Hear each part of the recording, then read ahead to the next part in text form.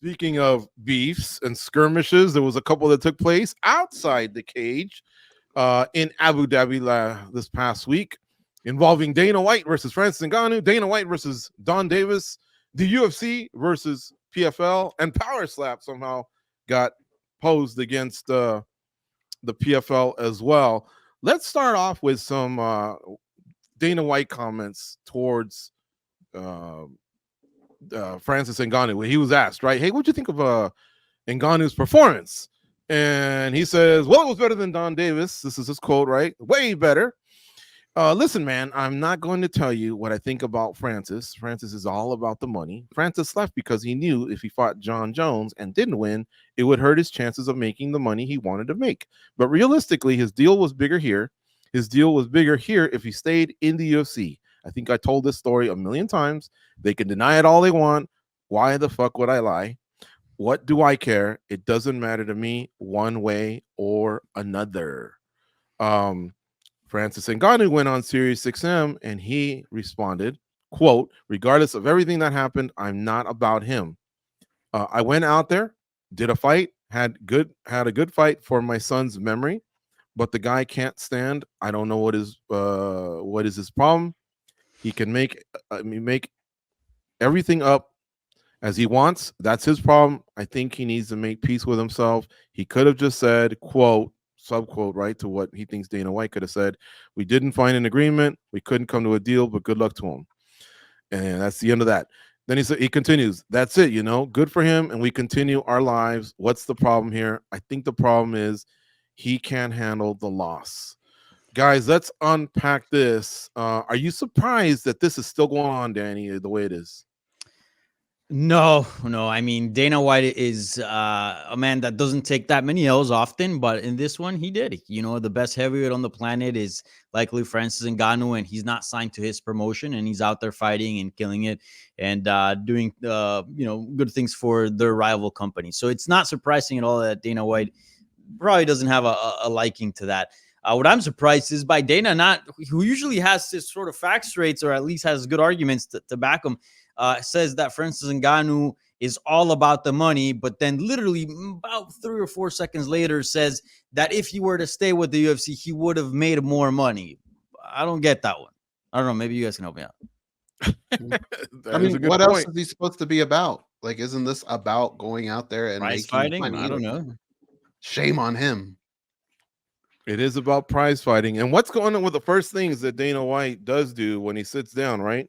You see him go like, all right, guys, thank you for coming. Oh, the gate was, and then we broke a record, and that's what I'm all about, So, like, money's on his mind, too. It's on all of our minds. But, yeah, good point, Danny. Dan, any quick thoughts on why these guys are still beefing? They've kind of gone in their own directions, had their own types of successes, but yet, well, more on the Dana side, right? Yeah, well, because Dana wants to control the narrative. It's the reason why, if anybody thought I was out of pocket with my Nunes or Cyborg over Nunes comments, it's because, guys, when you guys were at the same tour, right? When we went to Dana's office, what did he have outside of a weird bowl of Dentine ice or Polar ice or some discontinued gum? Because Dana White loves 2001, where everything is new metal. Anyways, but he had the Amanda Nunes thing. He doesn't like Amanda Nunes, right? He doesn't like WMMA. Why do he have that mural, guys? It's because he got the ball and he loves taking the ball and running with it, right? Whether it's a win or not. And that's what he's trying to do here. We've seen it with Randy Couture, Chris Cyborg. We've seen these continued feuds even after these people have left the promotion and are out of the UFC purview. Dana White almost keeps them in, right? So yeah, it doesn't surprise me. And maybe I just burned my Dana White impression, but I'll just repeat the one quote that I think is the most, thing that he really shouldn't have said, which is, if somebody tells you who they are, you should believe them. Now, I will say in defense, drunk Dana White has bought Dan Tom a PlayStation, but drunk Dana White can also beat the crap out of his wife. So I will just leave it at that.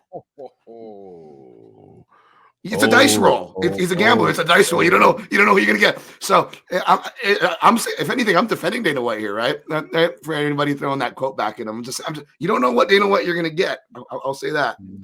True. Will White ever entertain a crossover fight at the end of the day? What do you think goes? That's what the fans want. And to be fair, it was posed to him. He seemed to shut it down, but Dana White has shut things down in the past. So what do you think? again, money talks, and he has always said one thing: I like to give fights to the fights that the fans want. Yeah, so there's a couple things, on overreaction. The other show we have here on MMA Junkie, Simon Simano had posed this question to Farah Hanoun. And at first, when you hear that, you always think, well, it's crazy. They're just not gonna co-promote. But honestly, I was kind of feeling him a little bit just because it's the biggest fight you can make. I know Dana White is a huge boxing fan. And one of the things that he doesn't like about boxing was, we got Pacquiao Mayweather way too late to fight that a lot of people wanted to see. I thought if there was ever a chance to do it, it could be this. But after all this back and forth with the PFL, them having the baddest man on the planet, the baddest woman on the planet, I don't think he wants to give them the satisfaction. Mm-hmm. All right. Well, PFL's Donn Davis has kind of been active, right? Big shows that they've been having and things like that. Dana White had a response to Donn Davis this past weekend, and we got it for you. So let's play that. Let's do that. Cold Coffee. PFL guy Donn Davis brought up numbers. That guy's hilarious. He said that his event last Saturday with Francis Ngannou beat any event with the numbers, beat any event the UFC had put on this year. I'm curious if you could disagree with that, and how does it even compare to Power Slap, the PFL numbers? Yeah.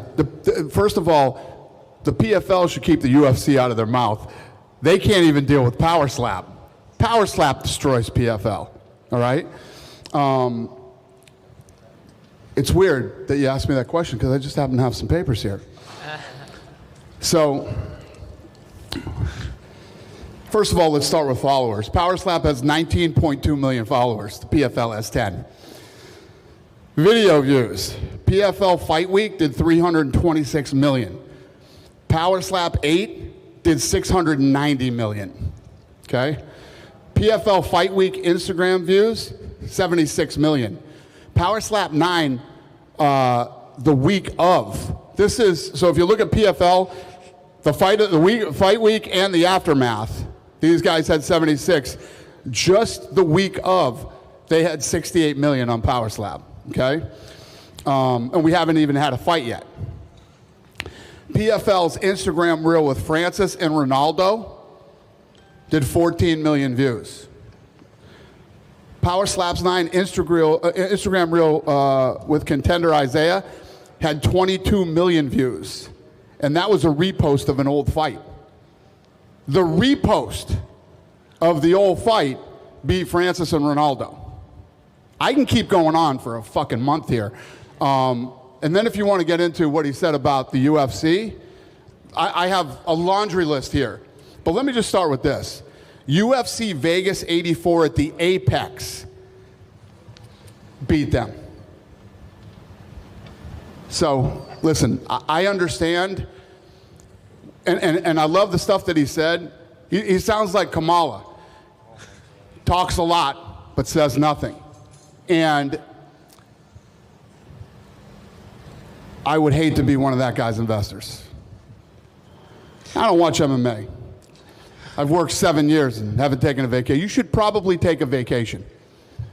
You're out of your fucking mind, dude. You should probably take a vacation.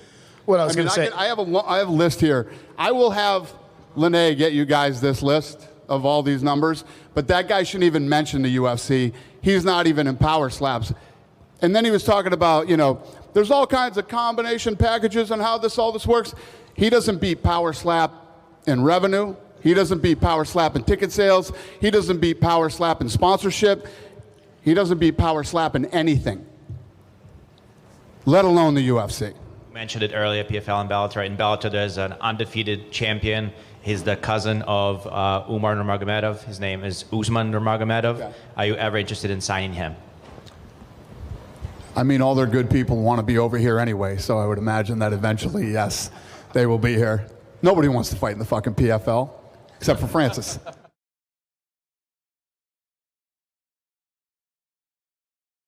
All right, goes. Should Donn Davis keep going after Dana White? Dana White always comes back with a hammer. He does, but at least he's talking about him, right? That's the thing. I feel like PFL should jab him every now and again, but then pull back, because at the end of the day, they do have scoreboard. A lot of us feel like the baddest heavyweight on the planet right now is over there and the baddest female on the planet. So I think you just kind of sit back and just kind of sit on that, poke the bear every now and again. but I wouldn't really get into too much of a back and forth because Dana White has some points. I don't know about all this power slap, man. I don't know who all these people are that are watching this. I rarely see comments about that here when we're showing up on a Monday. But what about power slap? What happened there, guys? Stop talking about PFL or Bellator. Like, I don't really see that, so I don't know where all that comes from. But yeah, I would poke them every now and again because it is good to have a little bit. But back and forth, they're probably gonna lose. So, Danny, you think you think Donn Davis is getting to Dana White? PFL 100%. 100%. If not, Dana White wouldn't be talking about it. If not, Dana White wouldn't have gone out of his way to request a side-by-side comparison of Power Slap versus PFL, which, by the way, I do have some doubts on those numbers. Remember, not so long ago, Dana White said that Power Slap beat Real Madrid in engagement and Instagram following and this and that, which it's quickly debunked if you just take a quick glance at Real Madrid's account. But anyways, I think he should do more of this. Something that I kind of disliked from Scott Coker was that he had a very amicable approach in doing things with the UFC. And sure, that comes with a benefit. Maybe there's a little bit more flexibility in trading talent and this and that, and things could be done a little easier. But at the end of the day, you guys are in competition, right? This is number 1 versus number 2. Make it a competition. So yeah, Donn Davis is definitely getting to Dana White. You know, he said something at the end. He says he kind of reminds him of Kamala Harris, you know, doing the talking or something like that. And I was thinking, and I hadn't thought this until I saw that video that Cold Coffee played. Donn Davis kind of reminds me of Dana White, honestly, when he first started out, and he was kind of making his play for why MMA should be talked about along with boxing, why the UFC should be talked about along with Pride, because back in the day, unofficially, I think Pride was the number 1 organization for a while. They had this run, and the UFC wasn't getting that respect, and so he had to fight for that respect. So Donn Davis kind of reminds me more about Dana White. I think Dana White is obviously, now it's proven that he was on a better trajectory, but him and his investors were also losing money.